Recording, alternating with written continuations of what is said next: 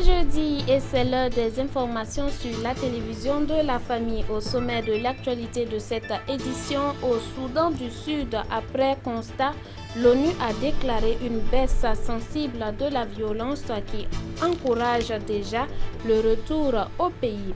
Et puis au Niger voisin, un nouveau code électoral a été adopté hier mercredi sans l'opposition politique. Mesdames, Mesdemoiselles, Messieurs, bonsoir. Merci de vous informer sur la télévision de la famille. Nous mettons le cap à Kosiam pour ouvrir cette édition à la veille du lancement de la campagne de distribution universelle de moustiquaires imprégnés à longue durée d'action. Le président du FASO, à l'entame du Conseil des ministres, a fait une déclaration dans le cadre de la Journée mondiale de lutte contre le paludisme commémorée chaque année le 25 avril. Dans son discours, le chef de l'État a apprécié les rapports de l'Organisation mondiale de la santé qui note un net recul de la maladie. Rochma Christian Kaboré a aussi exhorté ses compatriotes à une mobilisation d'une grande ampleur afin d'éradiquer cette maladie au Burkina Faso.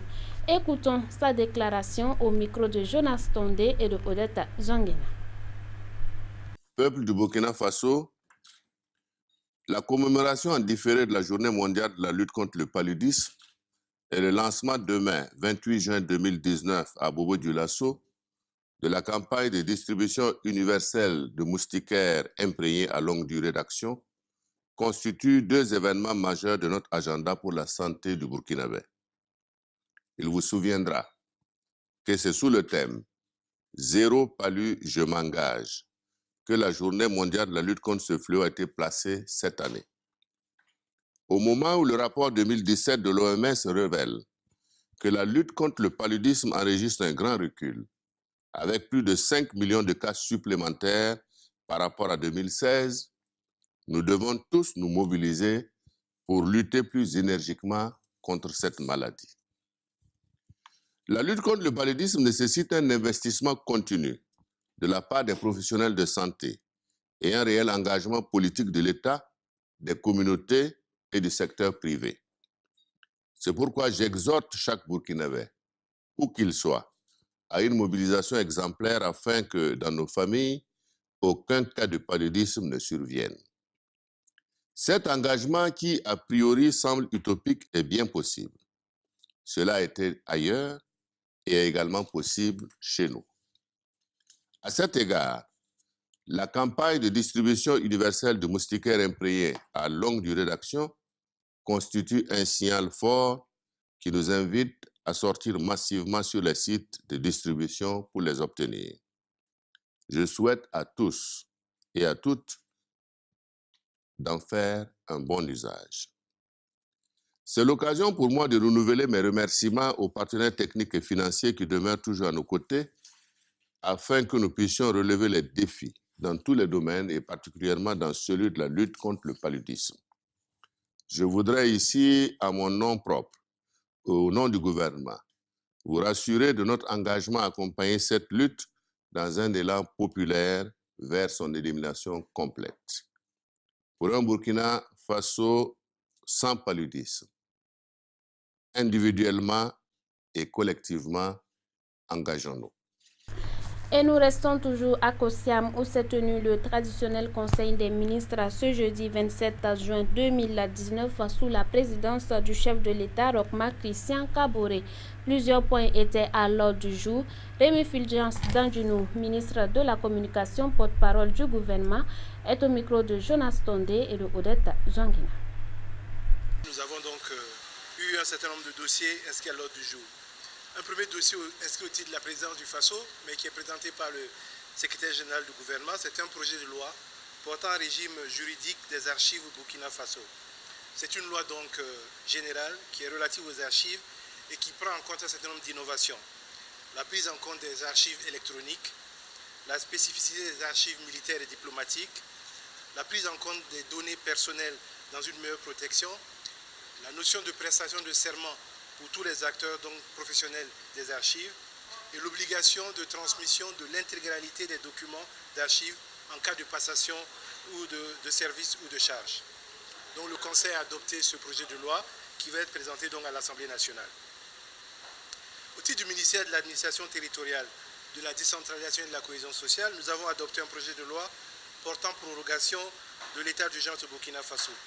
Depuis la prorogation de l'état d'urgence, un certain nombre d'opérations ont été menées. Les résultats aujourd'hui sont probants et pour notre gouvernement, il est important justement de consolider les résultats acquis. Donc il y a un projet qui a été présenté par le ministère de l'Administration territoriale avec l'accompagnement du ministère de la Justice. Et ce projet-là donc va être envoyé à l'Assemblée nationale afin que le délai donc qui court jusqu'à mi-juillet, je pense, puisse être prorogé et permettre à nos forces de défense et de sécurité de continuer le travail qu'elles mènent donc dans ces régions-là et dans ces localités qui ont été identifiées. Au titre du ministère de la Sécurité, nous avons donné l'autorisation pour le recrutement sur concours professionnel et concours direct de la police nationale au titre de l'année 2019. Il s'agit donc au titre des concours professionnels de 10 places pour les élèves commissaires et de 100 places pour les élèves officiers de police. Et au titre donc du concours direct, il s'agit de 450 élèves sous-officiers qui seront donc recrutés dans le cadre de la session 2019. Le ministère de l'Éducation nationale, l'administration et la promotion des langues a fait un rapport au Conseil, rapport relatif à la situation de gestion des cantines scolaires.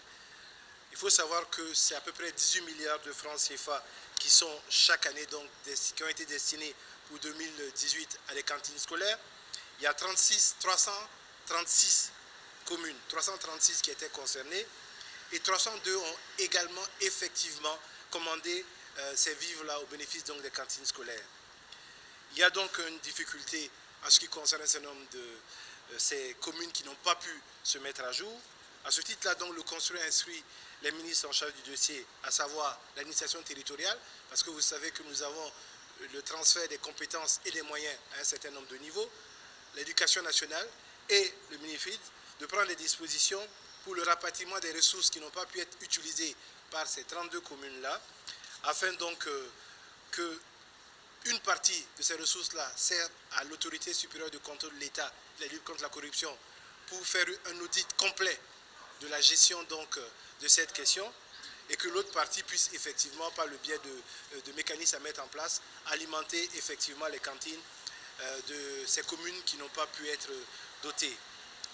Il a également été demandé au ministre de prendre des sanctions pour l'amélioration de la gestion de ces cantines-là, mais cela sera possible qu'une fois les audits entièrement réalisés. Voilà donc ce que je voudrais dire en résumé sur ce Conseil des ministres-là. Au titre des communications orales, nous avons été extrêmement heureux d'apprendre donc que dans le cadre de nos écoles préparatoires qui ont été mises en place, qu'on appelle les classes préparatoires, 31 de ces étudiants en classe préparatoire ont postulé pour des concours en inscription donc pour des écoles d'ingénieurs régionaux, sous-régionaux ou même sont en voie de le faire, notamment pour Polytechnique de France. Ce qu'il faut savoir, c'est que sur les 31, tous ont été admis à un ou moins des concours où ils ont postulé. C'est vraiment un encouragement parce que nous avons besoin de compétences dans le domaine scientifique et technique.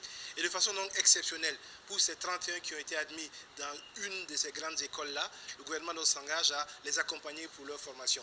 C'est pour encourager les acteurs. C'est vraiment de façon exceptionnelle parce qu'aucune bourse n'était prévue. Il était prévu effectivement que nos instituts polytechniques qui se mettent en place puissent les absorber. Mais le temps que les instituts se mettent en place, donc, les 31 premiers donc, bénéficieront d'un accompagnement pour suivre les études dans les différents établissements de formation d'ingénieurs où ils ont été admis par rapport à ces concours qu'ils ont passés. Nous parlons politique dans cette édition. Les députés du groupe parlementaire UPC étaient face à la presse aujourd'hui au siège du parti. L'objectif était de faire le bilan de sa participation aux différentes sections parlementaires. Le point avec Moïse Kinda. C'est un bilan satisfaisant pour le groupe parlementaire de l'Union pour le progrès et le changement UPC au sortir des deux sessions spéciales, une session ordinaire et une session extraordinaire et des journées parlementaires de l'année en cours. Selon les députés du parti de Zéphirin Diabrié, chef de file de l'opposition politique burkinabé, les deux premières sessions sont celles qui ont eu lieu pour le vote du projet de loi portant état d'urgence sur la déclaration de politique générale du Premier ministre à sa nomination. Aux travaux de commission, nous sommes pleinement associés. Les missions, je dirais, normales de l'Assemblée nationale, nous sommes associés. Donc, soyez rassurés, nous sommes globalement satisfaits de notre participation et de la participation des députés quant au travail parlementaire. Mais il reste beaucoup d'insuffisances à corriger.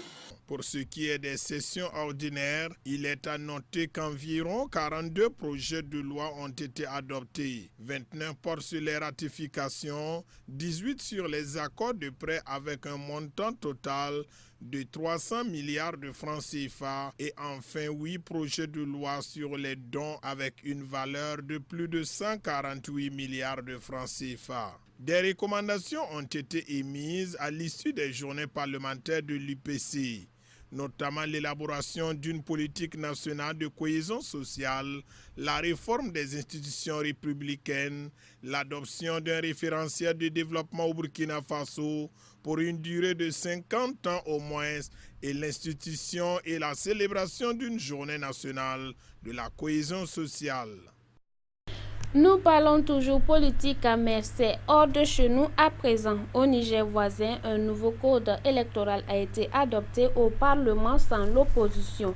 Le texte a été validé à l'unanimité des 133 élus de la majorité, alors que l'opposition dit ne pas se sentir concernée par la modification introduite dans ce code par le gouvernement. Au Niger, le Parlement adopte le nouveau code électoral en l'absence des députés de l'opposition. Le texte a été validé à l'unanimité des 133 élus de la majorité alors que leurs collègues de l'opposition disent ne pas se sentir concernés par les modifications introduites par le gouvernement. Principal point d'achoppement, l'article 8 du code électoral qui ne donne aucune chance à l'opposant en exil Hama Amadou de participer à la présidentielle de 2021. Je rappelle qu'une relecture précédente et qui a été acceptée en 2017 au niveau de l'article 8 a porté l'inéligibilité en termes de condamnation à 3 ans. Ils sont revenus là-dessus pour amener ça à 1 an. Obligés de voter une modification du code électoral à huis clos, les députés de la majorité regrettent la politique de la chaise vide de l'opposition qui a manqué une occasion de faire entendre ses arguments. L'Assemblée nationale, c'est le lieu des débats. Si vous avez des arguments, si vous êtes convaincant, vous venez développer vos arguments à l'Assemblée nationale et vous convainquez les députés pour voter en faveur de votre position. Alors l'absence de l'opposition à ce débat signifie tout simplement que cette opposition n'a aucun argument, n'a aucune explication convaincante de sa position et que tout simplement elle est désespérée, elle est aux abois. Le nouveau code électoral est un texte cardinal pour l'avenir politique du Niger, alors que le pays devrait voter dans 3 ans pour un nouveau chef de l'État, après que le président Mahamadou Issoufou a assuré qu'il ne modifierait pas la Constitution pour briguer un 3e mandat. Je vous l'annonçais en titre, au Soudan du Sud, l'ONU a constaté une baisse sensible de la violence, ce qui pourrait encourager les émigrés à revenir au pays. Baisse sensible de la violence au Soudan du Sud à la suite de la reprise des pourparlers de paix. C'est le constat du chef de la mission des Nations Unies dans le pays qui s'est adressé à la presse à New York mercredi. David Scherer a déclaré que la baisse de la violence, bien que persistante dans certaines régions, est évidente et pousse déjà des dizaines de personnes à revenir dans leur pays. Le cessez-le-feu est respecté, à l'exception d'une zone située à l'extrême sud du pays, dans les Équatorias. Il y a eu une baisse importante de la violence politique entre les partis. Il y a eu des razzias de bétail et des violences interethniques, mais c'est un peu différent d'une certaine façon. Les humanitaires font état d'un meilleur accès pour leur activité, ce qui est positif. Et depuis l'accord de paix, il y a eu environ 500 000 personnes qui sont rentrées chez elles. David Scherer a également ajouté que l'ONU demeurait résolue à faire passer les pourparlers de paix à l'action. Ce que nous demandons avec insistance, c'est une phase de transition, une composante transitoire de l'accord de paix qui commence sans plus attendre. Deuxièmement, s'assurer que les deux principaux protagonistes, le président Salva Kiir et le docteur Riek Machar, se réunissent et commencent à se rencontrer régulièrement avant de se réunir au sein du gouvernement en novembre. Le président Salva Kiir a signé un accord de paix avec les factions rebelles dirigées par Riek Machar à Addis Abeba en septembre dernier pour mettre fin à une guerre civile qui a fait au moins 50 000 morts et 2 millions de déplacés. Hors du continent africain, à présent, un militaire brésilien a été arrêté en Espagne avec 39 kilos de cocaïne. Il était à bord de l'avion militaire qui transportait l'équipe avancée du président brésilien Jair Bolsonaro. Le voyage vers le G20 d'Osaka du président brésilien perturbé par une saisie de 39 kilos de cocaïne. C'est un militaire qui voyageait à bord d'un avion qui précédait celui de Jair Bolsonaro, qui a été arrêté avec la drogue dans ses bagages lors d'une escale à Séville. Déféré mercredi devant un tribunal, il a été placé en détention provisoire. Jair Bolsonaro avait annoncé mardi soir l'arrestation d'un militaire de l'armée de l'air sur Twitter. Bien qu'il ne soit pas lié à mon équipe, l'épisode d'hier soir en Espagne est inacceptable. J'ai exigé une enquête immédiate et une punition sévère envers la personne responsable du matériel narcotique trouvé dans l'avion militaire de l'armée de l'air brésilienne. Nous ne tolérerons pas un tel manque de respect envers notre pays. Le gouvernement brésilien a promis de coopérer pleinement avec les autorités espagnoles. C'était là le dernier élément de cette édition. Merci de nous avoir suivis. Nous vous donnons rendez-vous demain à la même heure. Excellente suite de programme sur Canal Vimkwera. Demeurez bénis en Christ Jésus.